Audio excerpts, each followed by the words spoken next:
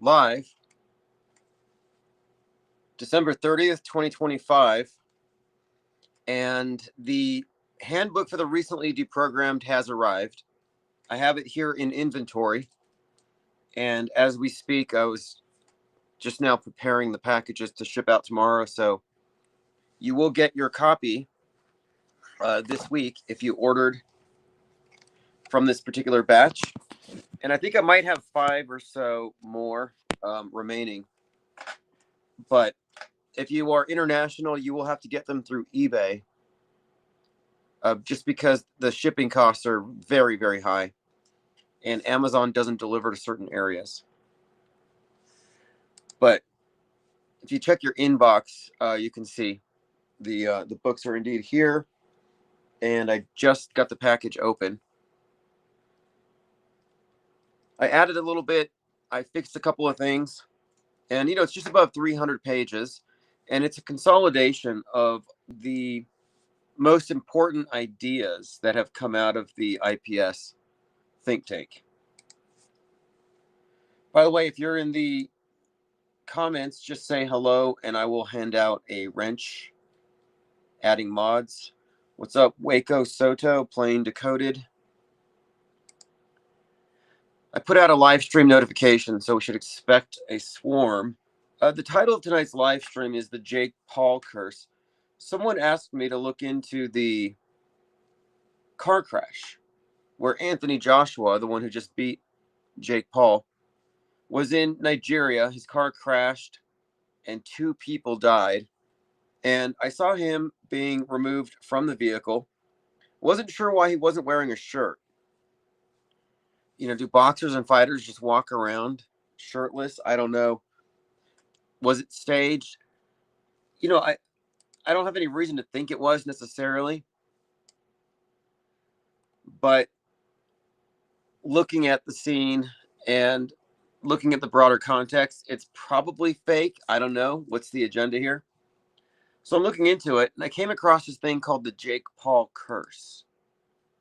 So the Jake Paul curse is something that has been observed already. So he's fought about 13 people. Mike Tyson supposedly nearly died right before the fight. He had a bleeding ulcer and required all kinds of blood transfusions. Then, of course, Anthony Joshua, car accident where 2 people die. Nate Robinson hasn't been heard from since. I don't know if he's dead. Ben Askren suffered lung failure, nearly died. Tom Furry, marriage ended, career declined, life fell apart. Ryan Bowerland quit boxing, became a plumber. And Chavez Jr. was deported. So again, it just seems like 33 million people turned in to watch his fight, and it just seems like every person who has entered the ring with Jake Paul has come to some untimely end. Capture the Loop says, has anyone seen the stories of the flying squid creatures? I have not. Is it connected to the flying spaghetti monster church? There's so many of these parody religions. But when you think about it, they're no less valid than the things that they're actually mocking. All religions are equal. The dominant religion today is called mainstream mediation. But let me know about these flying squids. Anonymous says, I remember the Frank Mir curse back in the old MMA days. Right. I'm not really quite sure, but looking at it in context, could be. I mean, these guys are part of the club. Maybe they do have some kind of thing going for them. I don't know. But I looked at the car accident thing. 2 people died. I see nothing fishy about it other than the fact that he's got no shirt on. But I didn't look too deeply into the fight. But I did notice the the flagrant uses of the number 33. Make of that what you will. All right, so let's continue here. Lots of Scientologists hanging out in the president's orbit lately. That's by Eric Erickson. I noticed that there's like disagreements over which religion we should be afraid of, which one is taking over. You know, is it that we should be worried about Israel, or should we be worried about Scientology, or should we be worried about Islam and Islamic infiltration? In fact, somebody just sent me a link. So the mayor of New York is being sworn in a subway. So on New Year's Eve, Zoran Mamdani will be sworn in an abandoned subway underneath City Hall. So what's the significance of this? Well, as I've been talking about for some time, there is this consistent use symbolically of the subway representing the oppressed, the underclass, in this class warfare framework. And this has been used throughout the Batman and Joker movies, the subway representing this existential dread that the elite have, that there might be some kind of uprising. And this is reflected in a lot of the political rhetoric, but specifically in the Batman Joker movie, but also the Daniel Penny strangling Jordan Neely on the subway. There's a lot of use of symbolism throughout the metascripted tale we're being told, the movie we're living through. But the fact that he's being sworn in a subway does strike me as noteworthy.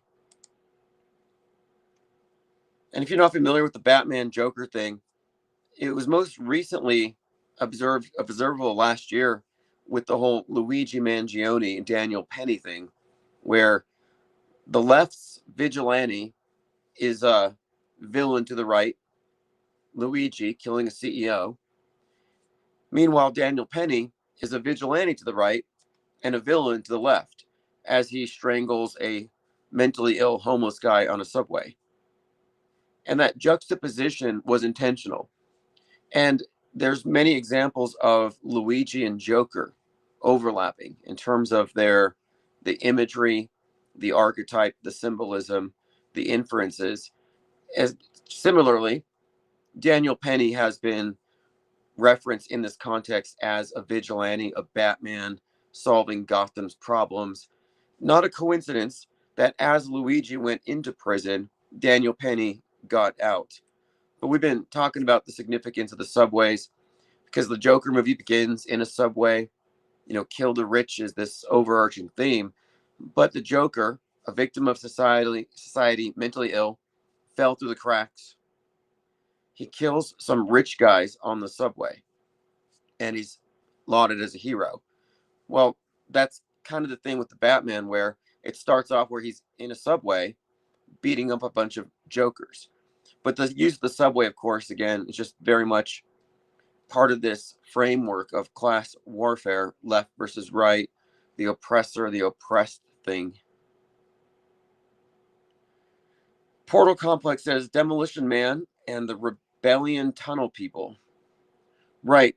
There was this two-tiered society, the barbarians outside of the city, like the anti-vaxxers, the ones who don't go with the program. Jamirin May says, we live in the land of confusion, an inverted and twisted world. Yeah, well, I think about it quite a bit, and I still am not convinced that this isn't the best possible arrangement, given what we are. Jamirin says, 2025 was a blah year with the CK thing being the focal point, boring AF. I disagree. I think it was highly interesting, and the Charlie Kirk thing was one of the best things to happen to media deconstructionists, probably since Sandy Hook. But I would say even, or the Boston bombing. But no, I would say that this has been really a very significant year for what we do. And it helped us illustrate a lot of the points that we've been making all along. But 2026 for me, is the year that we really launched this book and we build out this platform, because we're right. And a lot of people just don't get it. And we're not building bridges, we're not holding hands.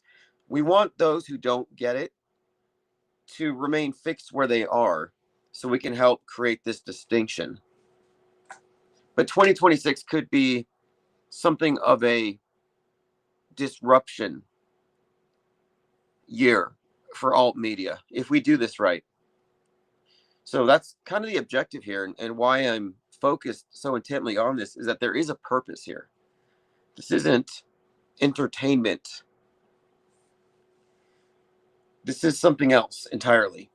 And now that we have our best ideas consolidated in a manual, in a handbook that I can use to make my points, now the next phase is the whiteboards, the infographics, the breaking down of the complex into something simple and digestible so that TikTokified minds can grasp it.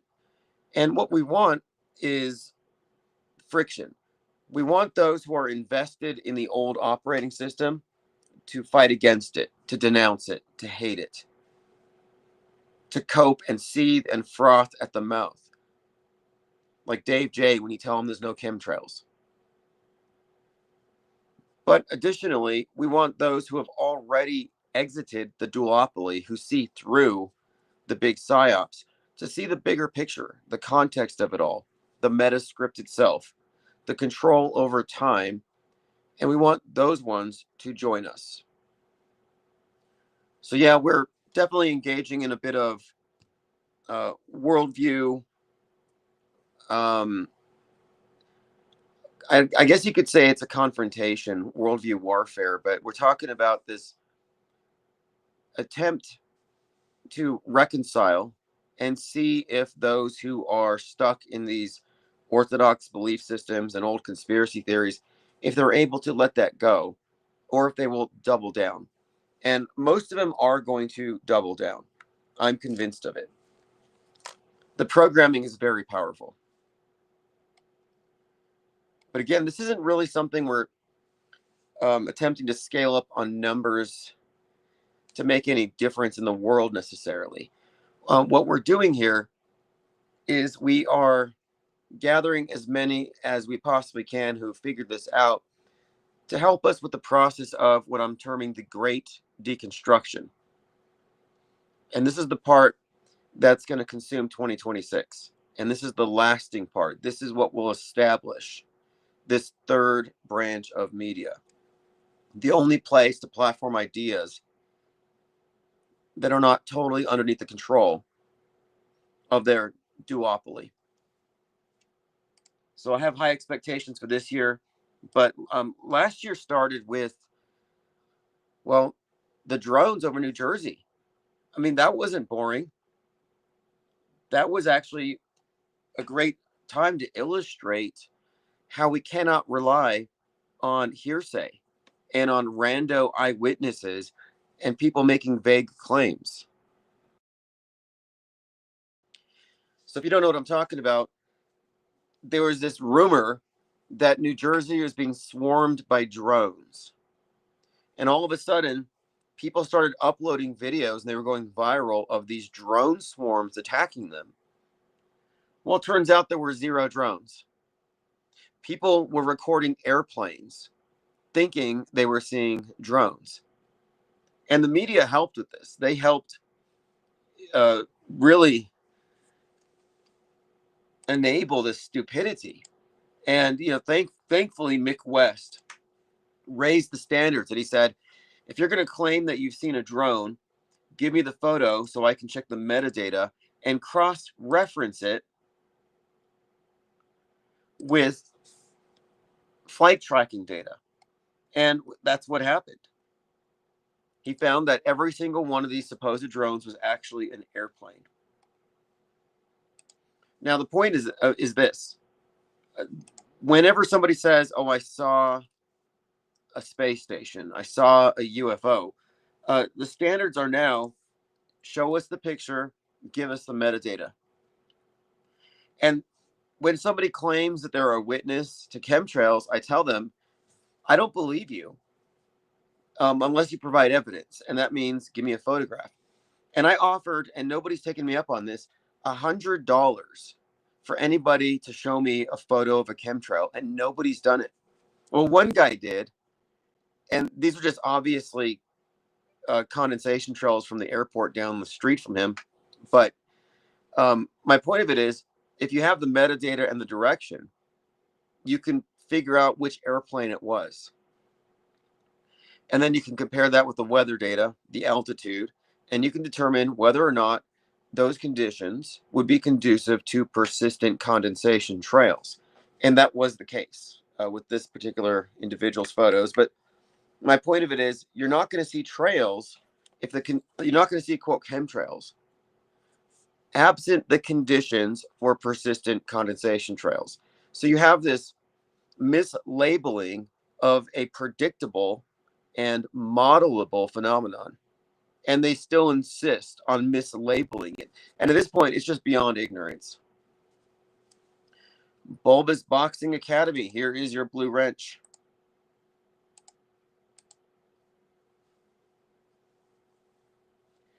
So anyway, my point of it is, we're no longer accepting weak claims. Like, I know somebody whose dog walker is related to somebody whose best friend knew someone who died at that event that you're irreverently calling fake. I'm like, I don't care about your 6 degrees of separation from the fake event. And we're the only ones who've ever pushed back on that, by the way. People used to say, oh, you can't talk about that event because I know somebody who died there. And then everybody would shut up and they would say, okay, our heart goes out to you. Where's your GoFundMe? Let's talk about normie news. And I'm like, no, ask them the name of the victim, challenge them. Because a lot of people lie because it's like piety. It makes them feel like almost like elevated, holy, self-righteous, like they're attached to it. And it's all just, I guess you could call it attention-seeking behavior, perhaps a symptom of narcissism.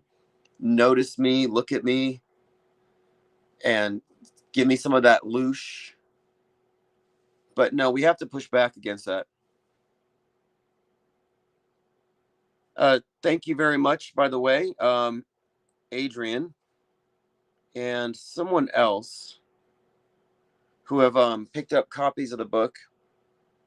Again, I'm going to be ordering these every week in larger and larger quantities. The next objective here is to take these books to local bookstores and do readings.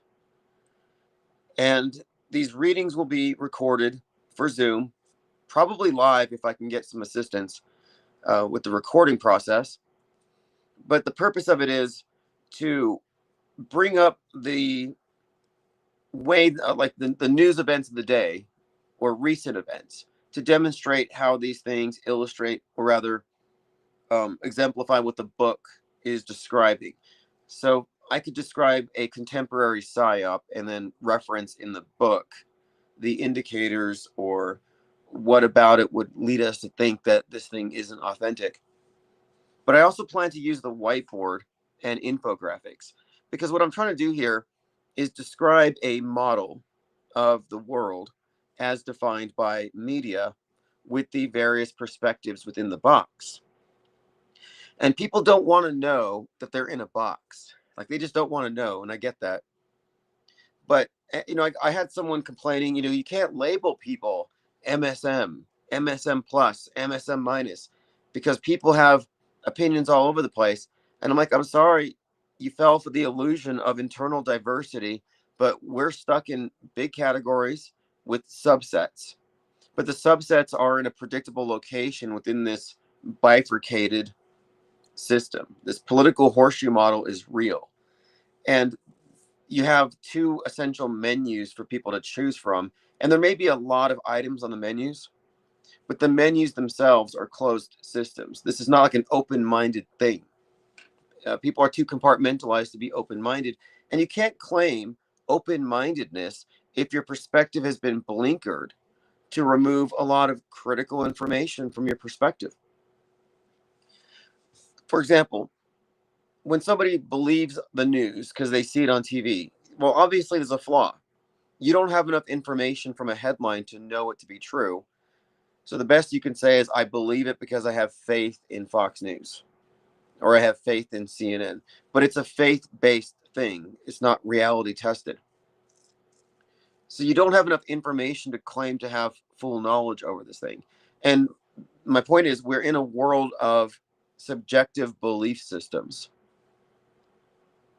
None of them rest on objective reality insofar as they go along with the world stage model.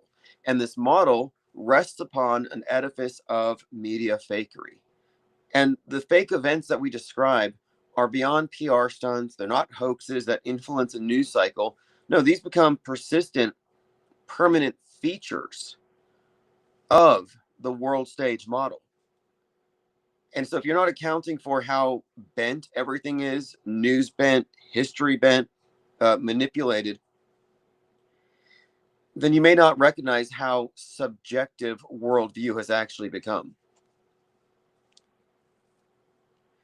And if you're a subjectivist or you're within the worldview's closed system, you have that as your perspective. Your perspective has certain boundaries. Certain things do not get included in your assessment. And so, yes, it's accurate to label people. It's right to label people and categorize them according to their points of view and perspectives. The beginning of wisdom is the ability to call things by their right names. And if you're not willing to, it means that you're, I don't know what it is actually. Some people are just very relativistic. Like they don't want to recognize that anybody has the right answer and other people are wrong, largely because they're probably wrong and can't admit it. But I am an objectivist. And the IPS think tank is likely the only objectivist enclave on the internet because the Ayn Rand objectivist society has always filtered its perspective through the mainstream mediation, which takes them outside of the realm of being strictly objective. But to be objective, you would have to be aware of the two timelines, the real one and the one that overlaps it, the fake events that are routinely inserted into our timeline. But if you're not making a distinction between the two, then you can't claim objectivity.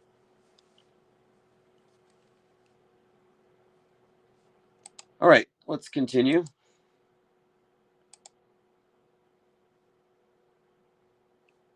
So I did mention last night that I tweeted something in response to Nick Fuentes and Clavicular talking about looks maxing. This is probably one of the stranger things to come out of 2025, but it seems entirely inorganic. And maybe it's because Andrew Tate just got defeated and they're bringing in the next wave of manosphere influencers. But this is totally Patrick Bateman level thinking. But my tweet, I basically said that looks maxing is gender affirming care for the woke right. And what I mean by that, this is their own words, they're trying to obtain, quote, giga chad. So they have this idea of what the ideal male should look like. But their method of achieving it involves microdosing meth, hitting the bones in their face with hammers, and I think steroids, lifting weights or something. But anyway, this is what the far woke right are spending their time doing. Performative masculinity. Trying to increase their, quote, SMV, their sexual market value. It's surreal when you look at these characters. But this is the face of the woke right, which kind of suggests to me that the whole point of these characters is likely to take any sort of authentic opposition and run it into the ground, make it jump the shark. So I'm hoping 2026 won't have a lot of Nick Fuentes or Candace Owens in it. Mazel says, yikes, that is odd behavior, way too focused on the outer. Yeah, it's really strange. Look, it says here, getting double jaw surgery. leg extensions to ascend.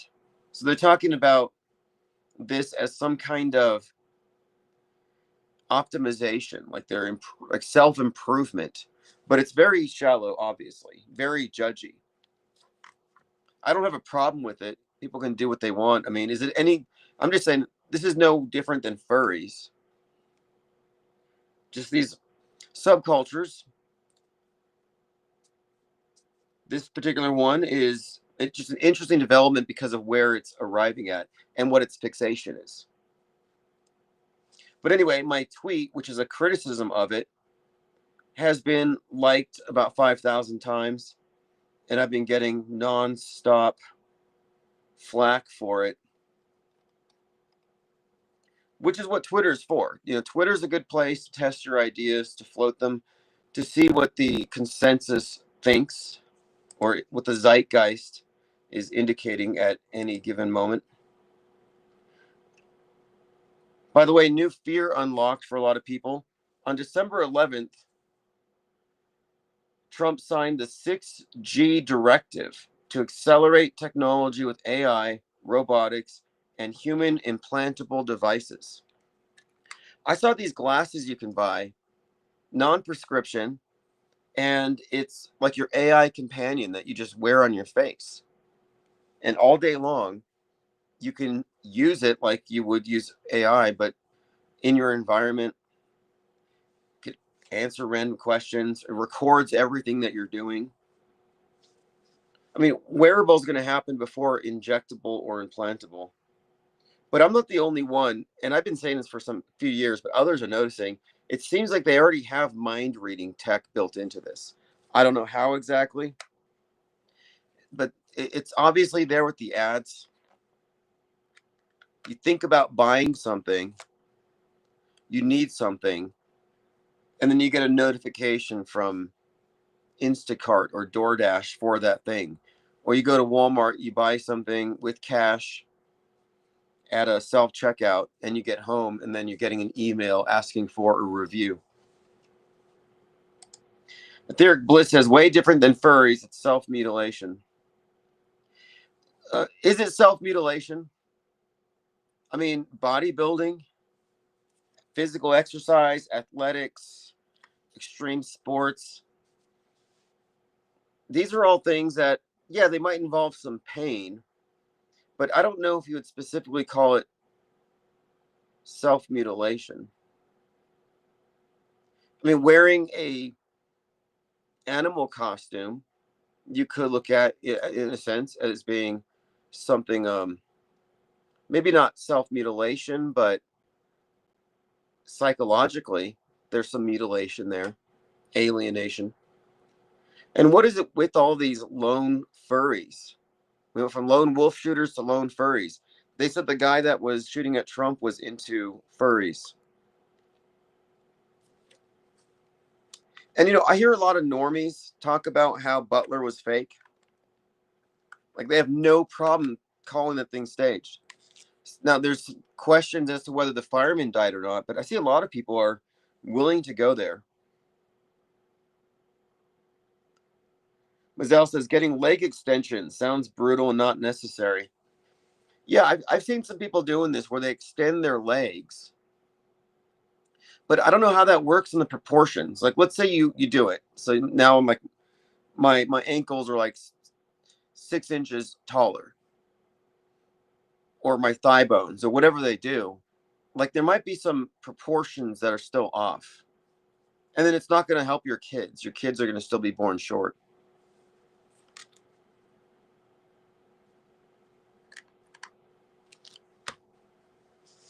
But the reason behind this looks maxing thing is that this guy's a black pillar.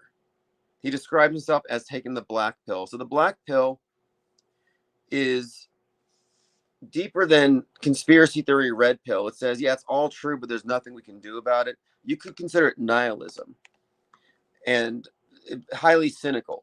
And so in this cynical view, looks are everything. And if you don't have this certain standard, if you're not like on their scale of 1 to 10, if you're not a, I don't know, 7 or 8 or something, you're basically not worth anything. They have this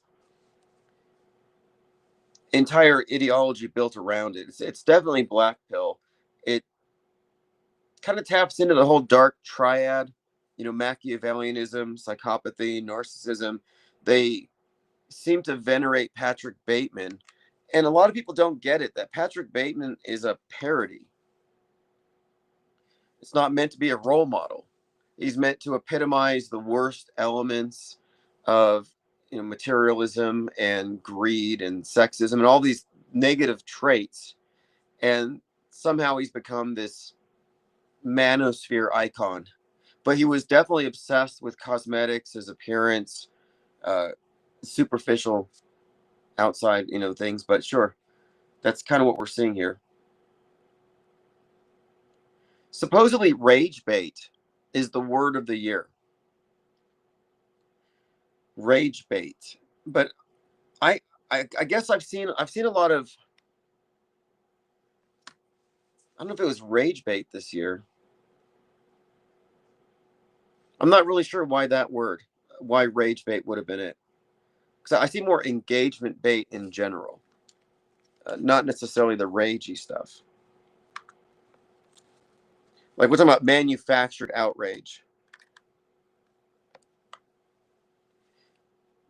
There still is a lot of doominess. Oh, by the way, I watched the latest Naked Gun last night. With Liam Neeson. And, I mean, it's punny. It's clever. It's funny. It's slapstick. I think there's some jokes that probably didn't have to be in there, but overall, though, I mean, I don't have a problem with it. The guy Liam Neeson is actually very funny at deadpan in all this stuff. But anyway, one of the plot points here is that the elite have this mind virus that they're going to unleash on society, where everybody's smartphone is going to be the vector by which this mind virus will get into your head, and everybody will go crazy. They will revert to their lower impulses, and they will start killing each other. So basically, like Disease X, like we've been talking about. Well, Disease X is in Naked Gun. And when they unleash this thing, the elite go into underground bunkers where they have the best in live entertainment, including Weird Al Yankovic. So we've got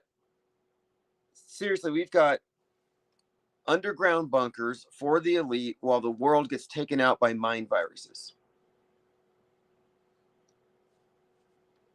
So I was talking to someone about this, and they said, well, you need to see, and this is a movie that was just brought up the other night. Let's see if I can pull that one up. What was that movie about the tsunami and the nuke and the president gets taken out? It's in 2026.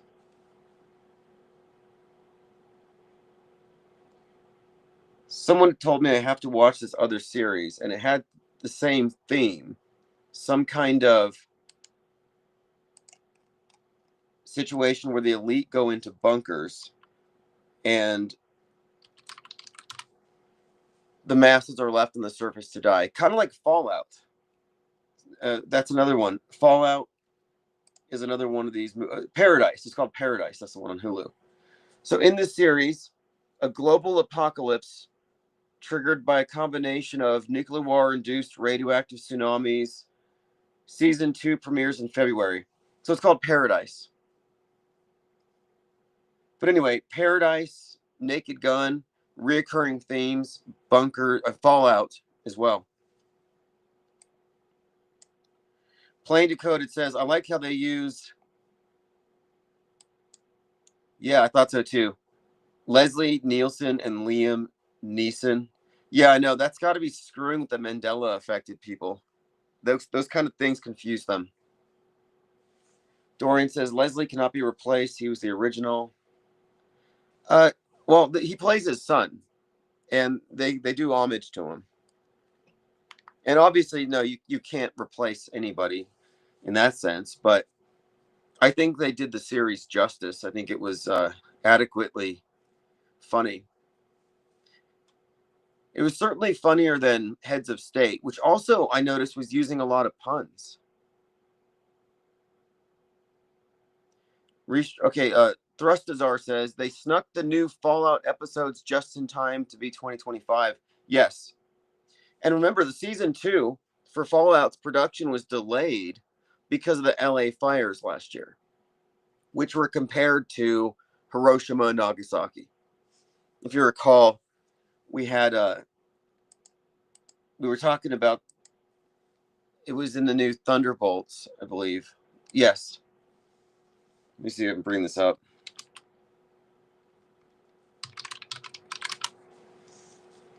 How they were talking about how it was like they were comparing it to a nuke, that basically the fires were that bad. And then you had this movie coming out. It was one of these Marvel movies, Thunderbolts. And there was a character in there named Valentina. She's got the dark hair with the white stripe. And she looks just like Tulsi Gabbard. And so what was interesting here is Tulsi Gabbard had just visited Hiroshima. And she talked about being in the epicenter of the city, scarred by this unimaginable horror. But she looks exactly like this character at the same time from the Thunderbolts, Valentina Allegra de Fontaine, who also has some connection to some kind of weapon of mass destruction. The Sentry, and it's a void that blacks out New York. So you have Gabbard warning of a nuclear holocaust in this ominous video, and then her corresponding movie character unleashing this thing called the Sentry. I noticed that Moscow had a blackout last night. San Francisco had one like the week before. I think blackouts are going to be used whenever they do fake the nuke. When they Oppenheimer Seattle, they're going to have to do a blackout. They're going to have to do something in order to minimize the ability for people to talk about it until there's been enough confusion and deep fakery and false witnesses put out there. Jamarin says, could you do a top 10 or top 25 2025 psyop list? Yeah, let's do that. Good idea. So here's what we're going to do. Let's do the top psyops of the month by month for 2025.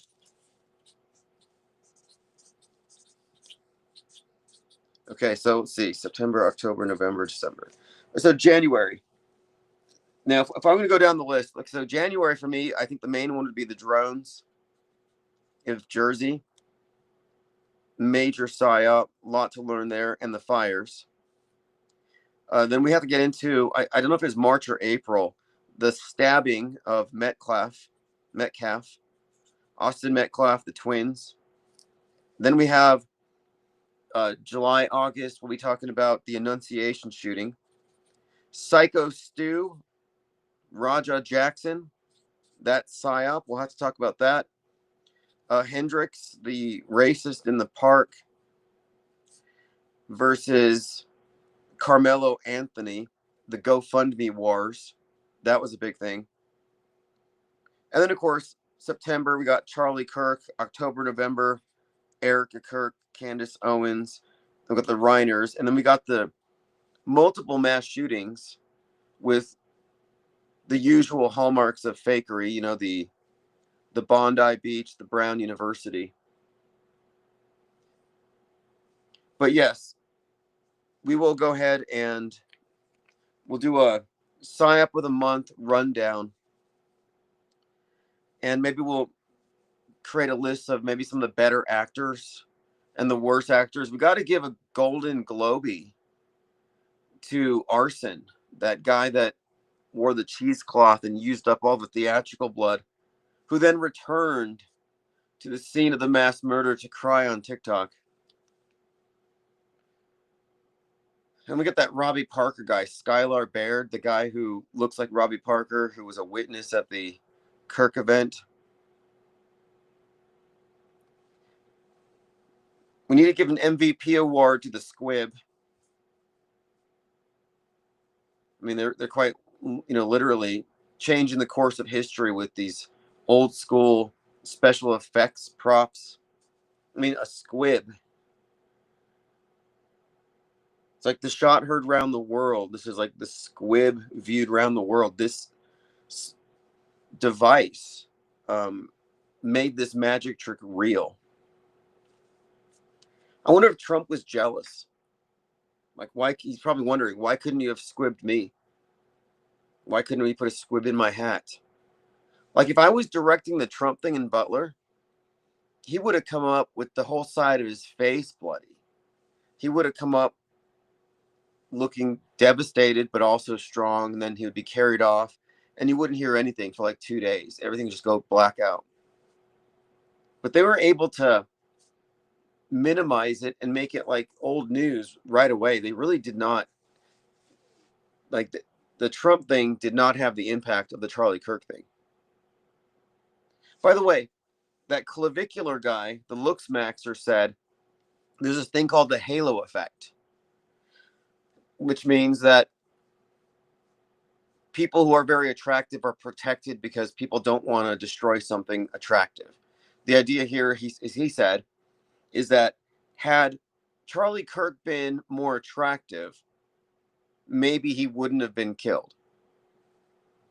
That was the argument put forth by Clavicular, that because he's considered by this guy's standards to be unattractive, it's like you have a punchable face. Well, apparently Kirk had a shootable neck, according to Clavicular. What a strange take. But he cited this thing called the halo effect. I've never heard of it. But that subconsciously they felt justified in shooting this guy because he wasn't a giga chad. Plain Dakota says there was also the ICE shootings after the Charlie Kirk. Right. That's good. Oh, yeah, that's right. Thank you, Deprogrammed Through. The Dick Cheney in November. So November's a big one. From 11/3 to the last week of the month with the burning towers in China, those burning hotels, there was a ton of 9/11 callback and references to 9/11 just filled up November. Jamarin May says, it's amazing how fast these things get memory hold. Well, this is why we're doing the great deconstruction, because that's all by design. They cram so much information. They want this deluge to just take away your sense of being able to put it together for yourself, so you outsource that. And what I'm planning here is taking all these events and reconstructing the metascript itself. We get all the fake events on a timeline, and then we firmly separate these two timelines I've been describing, the real one and the sequence of pre-scheduled fake events that will be inserted into our historic narrative. These two timelines need to be separated, and we will be doing so in this deconstruction, which is essentially going to be the news, major events, last 100 years in 3 columns. The mainstream version, the anti-mainstream version, and the off-world stage perspective, which includes the entire media ecosystem surrounding the events, concurrent, predictive, reinforcement programming, the directors, etc. Plain Dakota says, apparently the clavicular guy put a guy in the hospital by running him over in a Cybertruck. Yeah, he ran over a stalker, and then he said, is he dead? The guy survived. But had he been seriously injured, I think the guy would have been arrested. Complete psycho, but I think it's probably the meth that he's taking, because apparently it flatters your cheeks in some way. I mean, I don't understand the reasoning here, or really the point, because he's probably right about how people are shallow and looks do matter in a lot of ways. But I mean, unless you're trying to be a social media influencer, being completely mediagenic, telegenic is not that big of a deal. And you can also use filters. You can use a number of contrivances if you want to boost your appearance or even have a more marketable face. So I don't even know if this is a useful set of skills, this looks maxing thing. I'd say it's a huge waste of time. Jamirin May says 3-1 Atlas. Yeah, I made a meme about that. And it was this meme of these gigantic hamburger buns in space, but there's nothing in them. Because it was this huge nothing burger. And I'm not surprised that's what it became. Same with the Epstein story. But I'll put that in my notes. 3-1 Atlas. And you know what? The timing of that, the hype around that, and all these disclosure ideas, probably not coincidental. Plain Decoded says he's probably a world stage plant. Yeah, there's no way he's organic. You don't move in these circles if you're not essentially a crisis actor. And all these people are buddies behind the scenes. A lot of people have noticed this, that behind the scenes, Tucker and Owens and Alex Jones and all these people, they're totally cool laughing at the rest of us because they're a bunch of actors in a soap opera. I mean, psyops are not merely mass shootings and terror attacks and spectacular events with squibs. No, a lot of psyops are really just soap operas. Manufacturing public opinion by getting them engaged in these stories. Everybody that I know is talking about Erica Kirk like they know her and she's this horrible villain and she's pregnant with J.D. Vance's baby. They don't care about the truth. It's ridiculous. But now that's one of my hoax indicators. If everybody who doesn't pay attention to all these things is suddenly talking about it like they got a download, yeah, it's probably beamed into their heads by the immersive echo chamber where no matter what you're doing, you're getting the messaging. Jamarin says, didn't we take out a bunch of nonsense in Iran? Yeah, that's from the summer. And I'll put the note here, Top Gun 2 in Iran. And a lot of mainstream sources noticed how Top Gun 2, quote, predicted how they were going to drop bombs into ventilation shafts in Iran.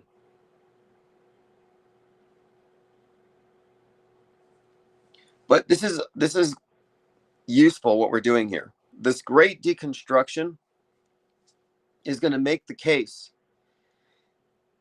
not only that we have these dual timelines, that they have merged real and fake, put us into a hyper reality, but it's going to make it very clear to anybody who's looking at this that you have to have that in your worldview now. The consecutive fake events and their impact on the now, and how the now, objectively speaking, doesn't resemble what everybody believes that it is because of these distortions. But what's more, it will make it possible for me to demonstrate, I think, it'll become very apparent how long in advance many of these events are actually planned. Like how far before it happens did the script exist? Did it go into the program?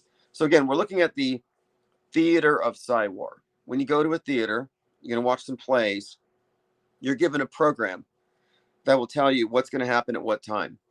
So there's this hypothetical thing I call the metascript, which is essentially the program.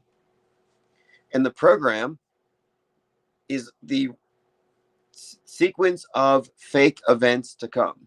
So it's safe to say that every major PSYOP of 2026 that we're going to collectively experience has already been planned. They already have the actors. They've already produced a lot of it.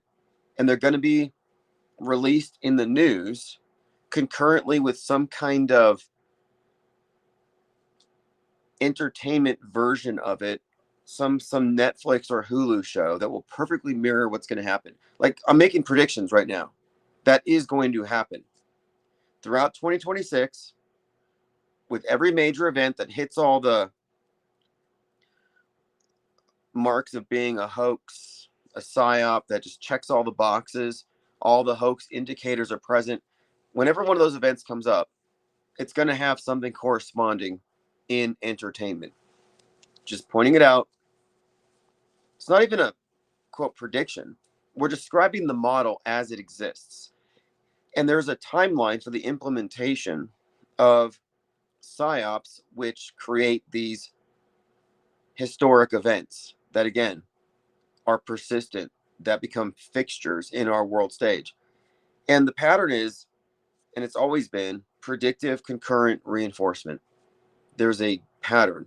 And so you can look at the predictive stuff to get an idea of what's to come. And I'm seeing a great deal of content for this idea of a water-based nuclear attack, a submarine, the Kraken, the Poseidon, even the Hulu, the Tempest, the Storm. There's this growing reference. So to find out that Paradise has these nuclear tsunamis, yeah, par for the course. And of course, Godzilla, a metaphor for the nuke. All of these symbols have been cropping up in the last couple of years. It's been accelerating with Oppenheimer and Fallout.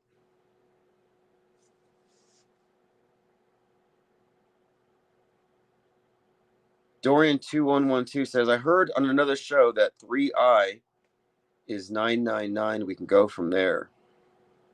Oh yeah, 3i Atlas.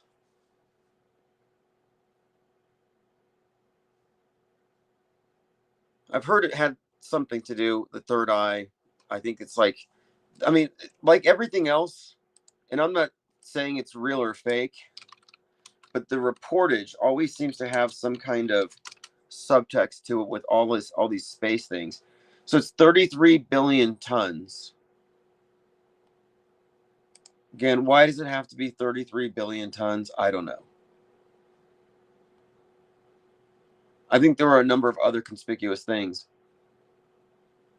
Anomalously massive with a tail. So we have this 33 billion ton comet older than our solar system that just passed by. They certainly hyped it up quite a bit, and it perfectly coincided with Pluribus. And it reminded me of a third body problem. We've been getting hit with a lot of alien propaganda where they are arriving through our computers, through our minds, but they're not physically coming here. And I've noticed this blurring of the lines between alien and demon has been increasingly popular on the right. And it even includes AI. So AI, demon, aliens, demons. AI could be demons or aliens. You see, they're blurring this thing where we're just talking about some higher consciousness or higher intelligence and the form that it takes. And if aliens did arrive, the way that this thing is set up, the left wing will embrace them as benefactors who can give us some technology. The progressives will love it. The atheists will love them because, of course, this validates their point of view. And it's a very almost a spiritual transcendent thing. The archetype of lights from the sky, they come down and they're like angels. Aliens are always described as even androgynous, like angels are said to be. But then the right side of the political spectrum for decades has been told that the alien invasion will be an attempt by the government to false flag us into the one world order. So they've already concluded that the alien invasion is a government hoax or demons. So the right wing will go to war. You will see big trucks, MAGA flags, and they're going out to battle with shotguns to fight the aliens. And there's not going to be like this unity when they arrive. The same people who don't want illegal aliens do not want extraterrestrial aliens, and that's by design. There's consistency in the programming here, left and right.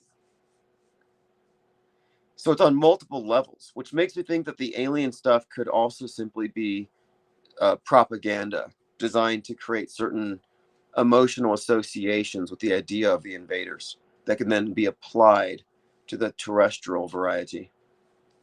Not a coincidence that Trump is build the wall, and Space Force, which also aligns with the Trump character in 1958 Trackdown, End of the World, the episode that predicted Donald Trump. where he's a con man who builds a wall to create some sort of defense against a cosmic threat, and then he gets arrested. And that's another thing we're doing in this deconstruction is we're going to reverse engineer not just the fake historical events, but the fake people. We're going to go through all of their, quote, predictive programming elements.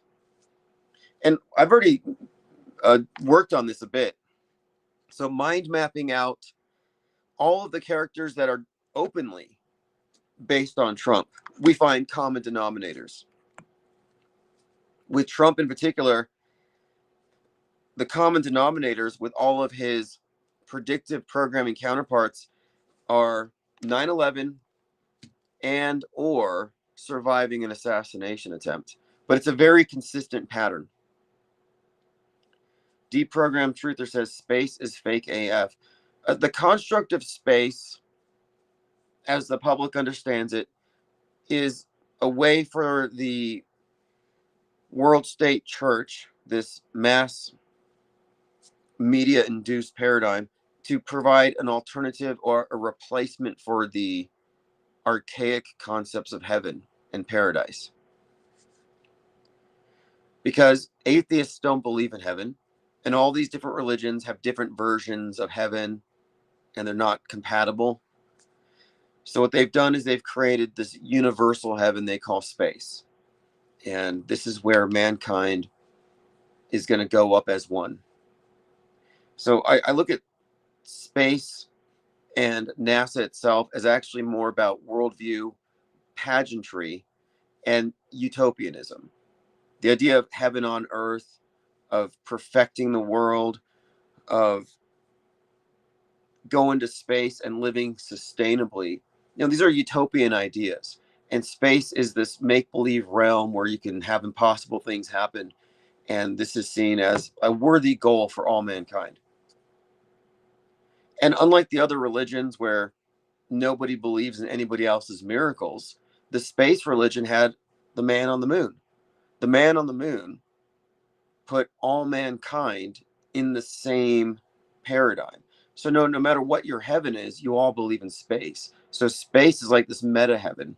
It is the dominant heaven, and all the other ones are just archaic, old operating systems.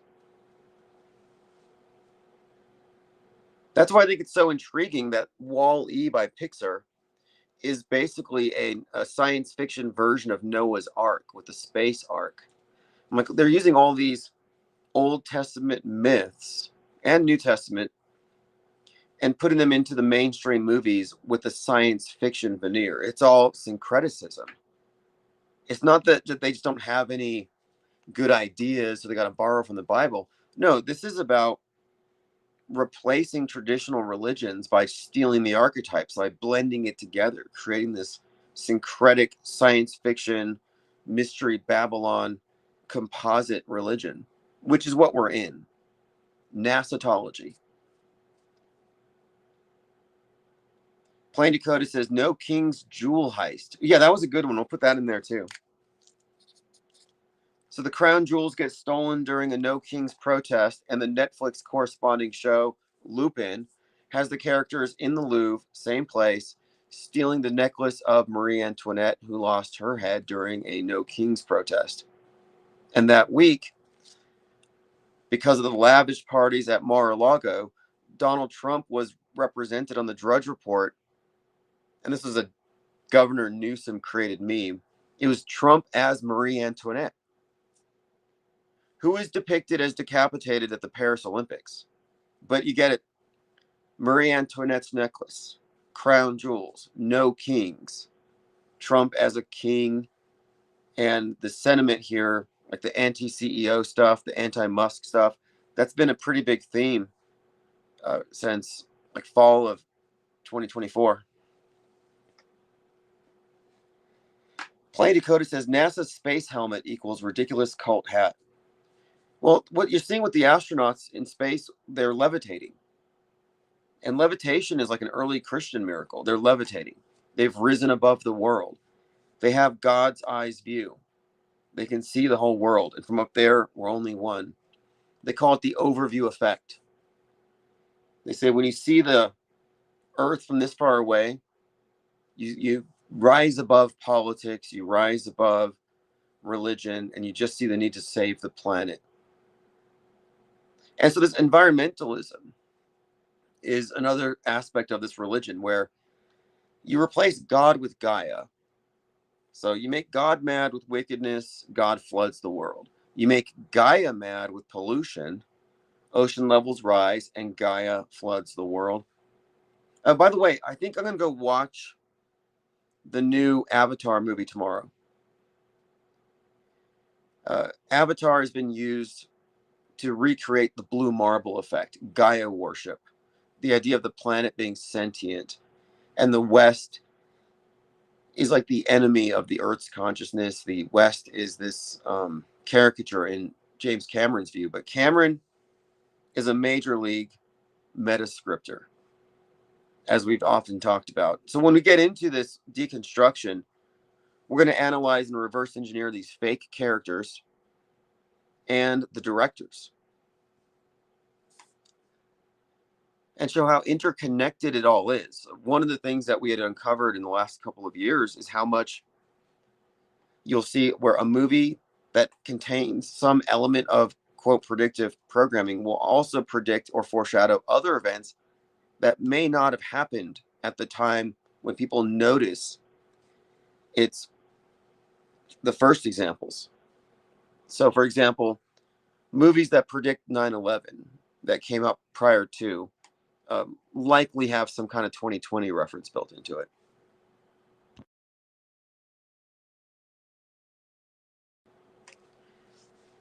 But it's all about the patterns.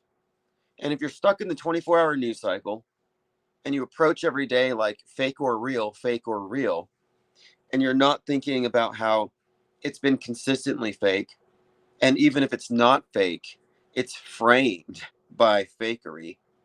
It's framed by whatever is omitted, but also by the presuppositions built into its perspective, which is everything that happened before is real. So what we're going to do with this great deconstruction is create a timeline to maintain that sense of continuity between events and to show the relationship between entertainment and fake events. All right, let's continue. We were talking about the Jake Paul curse. I thought it was kind of conspicuous that Jake Paul and Andrew Tate both got embarrassed at the same time. Just horrible fights. Almost seemed like some kind of humiliation ritual, like iconoclasm. With Andrew Tate in particular. I mean, how he became a paragon for masculinity, I don't know. You know, this is at a time when the MAGA QAnon right was all about, we got to stop the human trafficking. We got to stop the Epstein types. Meanwhile, they start venerating Andrew Tate, who has a stable of OnlyFans girls that he's trafficking and exploiting. Like he's literally a human trafficker doing something worse than Epstein. And he's got fans by all the people who want Epstein's files released. I'm like, how does that work? Yeah, Tate was worse than Epstein. Now, what about Russell Brand? Because, I mean, I only know accusations. I don't know for sure. But I've seen him baptize a lot of people. I wouldn't want to be downstream from that. But I suppose he's done enough baptisms that maybe he did do all that stuff and maybe he's been purified. Is that how that works? Or is this all just performative? Trying to soften his appearance before the big charges drop. I mean, it's almost like it's damage control in advance. But he has this image that he's fostered of being this cult guru. He's got the 33 tattoo on his arm. He's always got his shirt open. And, you know, a lot of it's obviously image, but he's really sold himself as this internet Jesus figure. And I'm not convinced he believes any of it. I don't believe Candace Owens believes any of the stuff that she's a part of. I think it's all performative Christianity. It's all symbolism over substance. That's how you have, I mean, think about it. These people are liars and deceivers operating on a level that is outside what the public understands when it comes to propaganda. We're talking about psyop operatives, agent provocateurs with big media platforms. So you got Jack Posobiec, and he's rocking the crucifix. He's got this crucifix that he's waving above the America Fest crowd, and they're all cheering at this thing. And I'm like, this guy is doing it for the symbolism purely. Because if he really believed any of this stuff, if he believed in that religion, he wouldn't be involved in psychological operations, in mass mind manipulation. So any of these influencers who are connected to the psyop entertainment complex uh, are deceivers, bottom line. And so you can't really take their religiosity seriously. It's amazing what people fall for, but we shouldn't be surprised. I can say with certainty that Charlie Kirk didn't believe anything that he said, but everything he said was engineered to appeal to the audience. They know their audiences. That's why Tucker Carlson can walk out there confidently claiming that he was groped by an alien because he knows that his listeners will believe it. Candace Owens is the queen of gaslighting and innuendo, insinuation, and she doesn't have to be accountable for anything that she says. It's all about, I don't know if it's just attention or drama, but nobody's actually connecting any dots. It's incoherent. It's pretty amazing where it's gone and how far they've taken it. Most people have really bad taste in conspiracy theories. And the problem with all these conspiracy theories is they're not even rightfully described as theories because they're not coherent enough. They don't lead to anything. They can't be falsified. So they're not real theories. But what we're proposing, and this is not theory, this is actually an authentic conspiracy that's successful. What we're describing here is that media, entertainment, politics, these things are not what we're told. They're not as compartmentalized as you would think. But what we're describing here is this active conspiracy to control time, total control over history. And that's a better why than all the vague conspiracy theory conjecture about who controls the world and why they're doing it. Control over history through the proactive creation of history itself. But this is very Orwellian, and it's successful. It's ongoing. What's that quote? History has stopped. Nothing exists except an endless present in which the party is always right. Here we go. These are from Orwell. The most effective way to destroy people is to deny and obliterate their own understanding of their history.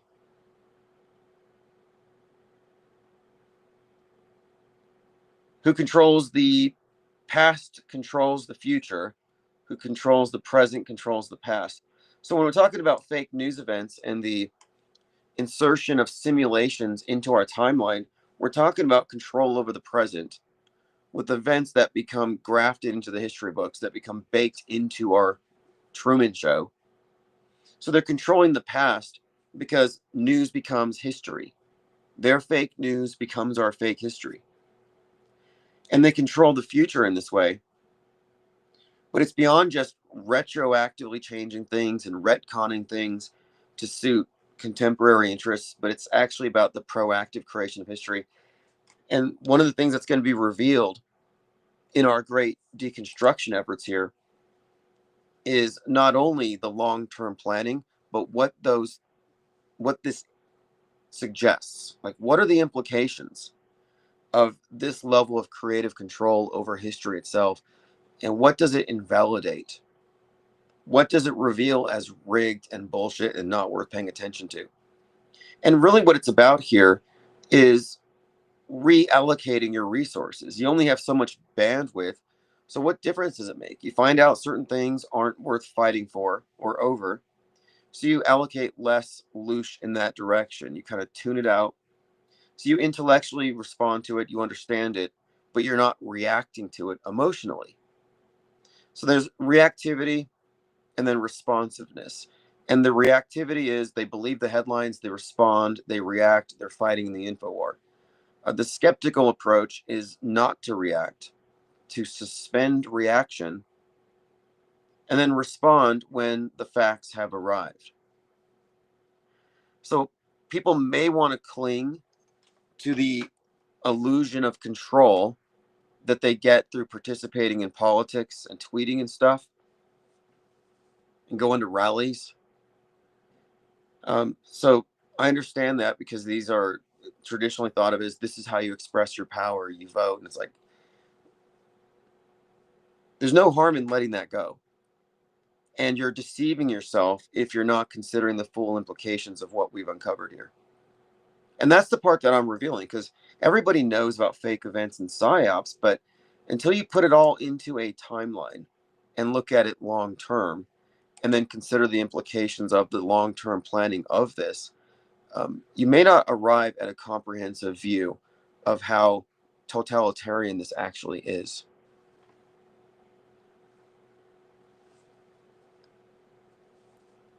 And why I say it's the only conspiracy worth talking about. All of the other ones are stale, recycled, pre-paved rabbit trails, truth or bait. And then you've got the Q pipes, the Kool-Aid at Alex Jonestown, all the pills, and all of the pills just being a subset of far-right politics. So you're basically getting involved in the political system by getting involved in any conspiracy, because eventually you're going to fall into the harder stuff. Oh, blue pill's not good enough for you. You're still thinking. They give you some red pill. Eventually you get to the bottom of that, and it's the J pill. And now you're listening to Nick Fuentes and you're looks maxing.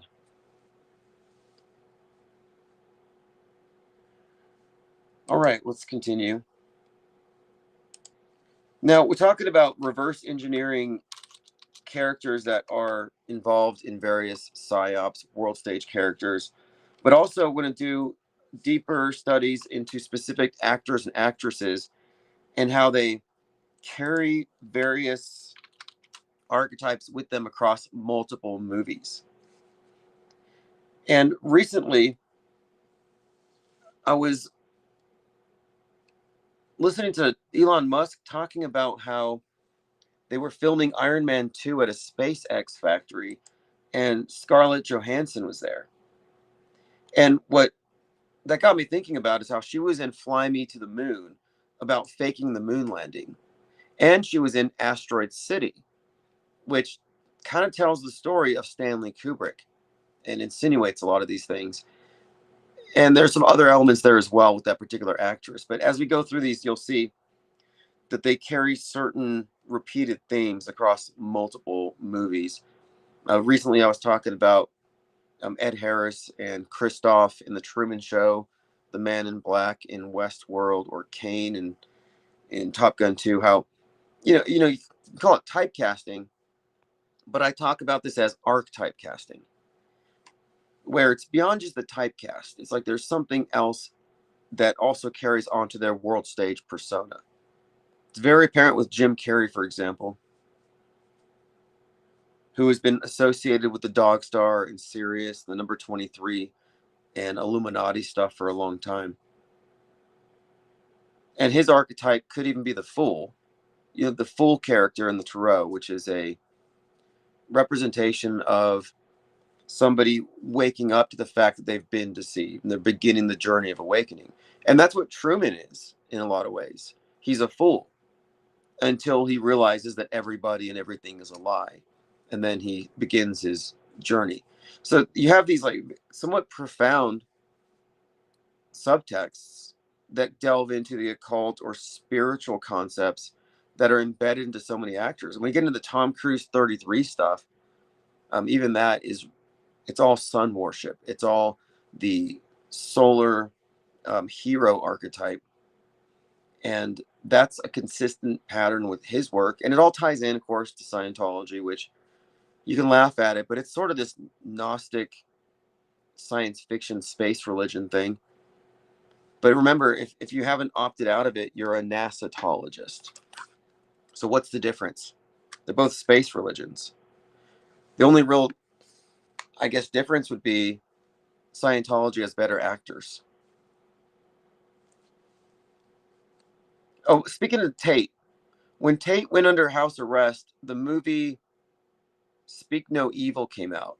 And the director said the villain was based on Tate. I watched the movie. I didn't see it. I mean, I didn't see the resemblance, but that's what the director said. And it was just a coincidence that when the movie came out, he happened to be put under house arrest. Just another example here of how, this Andrew Tate scandal is likely all fake. I tend to think the same thing with Russell Brand. Like, I really don't know if I believe if any of these things are real. I don't even believe in the Epstein Island story. Like, I think it's mostly soap opera. I don't believe it's actually true. And they leave the story out there because it lends credence to the far right's concept of America being compromised because of the Mossad and its operations with Epstein. Like, it's a cool story. Tom Clancy probably wrote it, but I don't think it's real. And it's just become this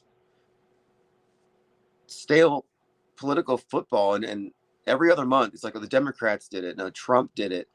And it's all, if you ask me, it's all just a rumor-based psyop. It's just, there's no substance to it. Mazel says a YouTuber, Tool or something, did a Scientology deep dive. Yeah, I would describe Scientology as, in many ways, very Catholic. We're talking, or like the Gnostic Catholic concept, the OTO stuff, but science fiction. But the way that it's actually set up, it's built around quarantining. It's about a distinction between the saved and the unsaved, the clear and the unclear. The idea of the world is already infected with a pandemic of mind viruses. They call them engrams. And so you have to get rid of your own mind viruses using their process, their auditing. And then once you're clear, you avoid catching new ones because you're always absorbing them passively. That's the idea of the mind virus. That's kind of built into their whole program.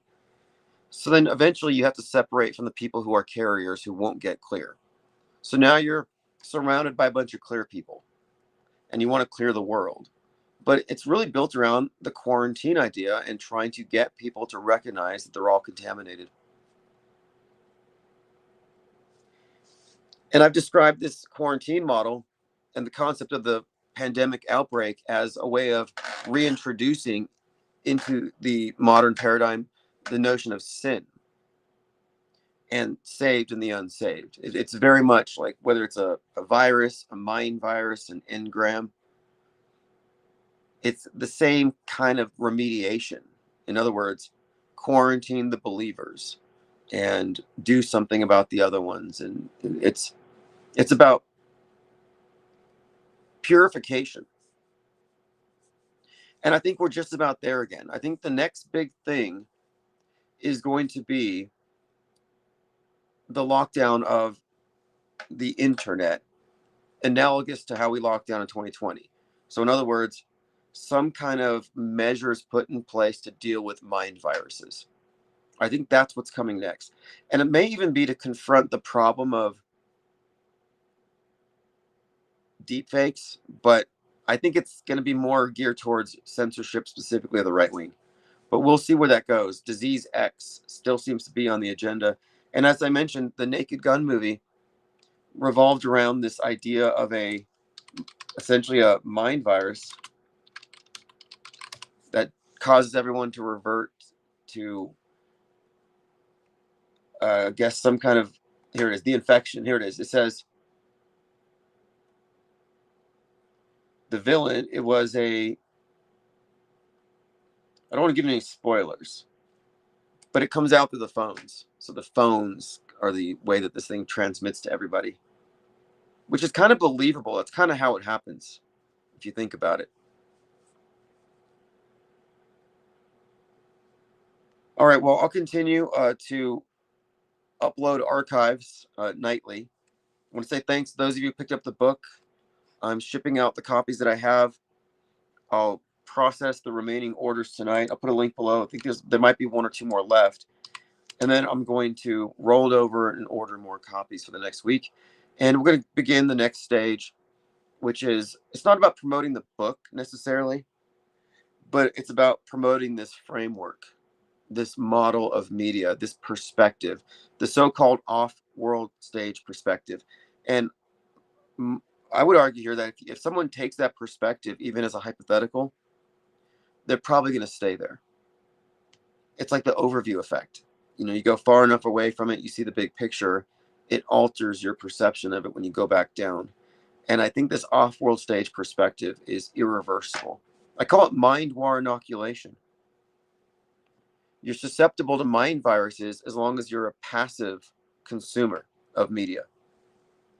And the truthers, the alternative types, imagine themselves to not be passive because they're so triggered. But no, you're actually just, like I described, dream world and a nightmare. They're both asleep. You're still passive. It's just more intense. It's more agitating. It's more provocative. You can only consider yourself to be an active consumer of media if you're deliberately and consciously suspending reactions, suspending judgment, suspending reactions, getting more info, and then composing a response based upon the available facts. And we often arrive at the position of the informed disbeliever. I don't believe it, not because I haven't looked into it, but because I have looked into it deeper than you have as a low information believer. So what we're really doing here is we're taking informed disbelief and confronting low information belief. And we're, you know, 'cause we can, in the arena of ideas, we can see which one has more validity, which one carries more weight. All right, my phone's going to die. I've exhausted all my chargers, but I'll be in Discord the rest of the evening, and we'll be preparing for, again, what I'm calling the great deconstruction. We need to start talking about it in Discord so we can get the visuals and the flyers, because this is kind of a recruitment thing. We want people to be involved in it. When they see the value in it, they will want to be. And what I want to do is organize how we're going to actually approach the process of it, because our Discord server is already a fake news wood chipper. But now that we have access to AI, Perplexity, etc., the creation of this account of the last 100 years of all the major fake events and the relevant connected information, that's doable, it's achievable. But the more people we have on board, the more effective it will be. And this is irreversible. These connections are not arbitrary. They're not cherry picked. We're unveiling the structure, the architecture of the world stage itself. And as these things are elucidated, you can't put it back away and minimize it and dismiss it. I would point out the Charlie Kirk thing, the Erica Kirk conundrum. They've done irreversible damage to this argument that these are all mere coincidences by being so precise, as we'll be demonstrating relentlessly throughout this process, because this is a consistent facet. And we have a continuity of awareness. We don't have Westworld syndrome. We can look at the present with a frame of reference that includes what came before. Mazel says, I think breakdowns of shows or events and modeling like other channels would get people interested. Yeah, actually, you're right about that. I need to formalize my movie reviews, like a metascript breakdown of fill in the blank. In fact, tomorrow I'm going to go check out the Avatar. I did a breakdown of Avatar 2, and it was incredible. Not my review, but the movie was. And the way that the movie mirrored that Atlanta City, Cop City riot. Classic James Cameron, you know, major metascriptor. But anyway, we'll be in Discord, and I think you're right. I'll take your advice on that. And then we're going to come up with a list of the psyops of the month that we will review tomorrow on New Year's Eve.